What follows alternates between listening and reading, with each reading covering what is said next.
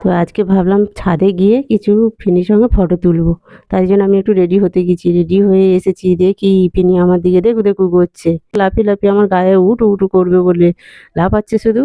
তারপরে আমি ভাবলাম তুই বস, একটু বস, আমি একটু চুলটা আঁচড়ে দিই। বলে চুলটা আঁচড়ে দিলাম। দিয়ে এবারে বলি তাহলে একটু ওর সঙ্গে মজাই করা যাক। ও যেকালে এত মজা পাচ্ছে তাহলে একটু মজা করা যাক। এই ভেবে আমি কি করেছি, সেই থার্মোমিটারটা নিয়ে এসেছি। ও থার্মোমিটারের একটু আওয়াজ হয় না, থার্মোমিটার আর দেখলেই ভয় পায়। তাই জন্য আমি একটু থার্মোমিটারটা নিয়ে এসেছি। নিয়ে এসে যেই একটু সুইচটা টিপেছি, দেখুন ওর কি অবস্থা। ও কিরম লাফাবে শুধু। ওইটা দেখলে এত ভয় পায়, এত ভয় পায়, সে তো বলার কথা না। আমি বলি ওকে দেখাই। দেখাতে এইবারে লাফাবে, কিরম লাফাচ্ছে। লাফিয়ে লাফিয়ে একবার খাটের তলায় ঢুকে যাচ্ছে, একবার টেবিলের তলায় ঢুকে যাচ্ছে। লুকোচ্ছে তার মানে, ভয়ে পালাচ্ছে।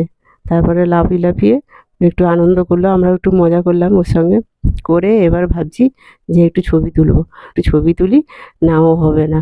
ও মোর আমার সঙ্গে বেরু বেরু যাবে। ওর বেরু করতে যেতেই হবে। যে কেউ যদি একবার বেরুর কথা বলে ব্যাস, ও একদম রেডি সবসময় যাবে বলে।